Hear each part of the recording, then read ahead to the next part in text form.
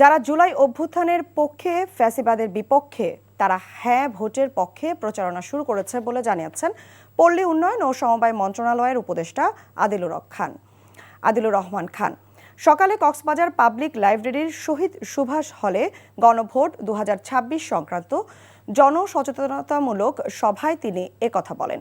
সভায় আগামী 12 ফেব্রুয়ারি সকাল থেকে সপরিবারে ভোট কেন্দ্রে গিয়ে উৎসব মুখর পরিবেশে হ্যাঁ ভোটে সিল দিয়ে এবং নিজেদের পছন্দের রাজনৈতিক ব্যক্তিদের সংসদে পাঠাতে নির্বাচিত করার আহ্বান জানান উপদেষ্টা। যে বাংলাদেশ ভোট দিয়ে তার জনপ্রতিনিধি নির্বাচন করবে এবং জিজ্ঞেস করবে আপনি কি করলেন আমার জন্য। আর আমরা ওই বাংলাদেশ চাই যেখানে জুলাই সনদের ভিত্তিতে বাংলাদেশের আগামী 100 বছরের ভাগ্য নির্ধারিত হয়ে যাবে।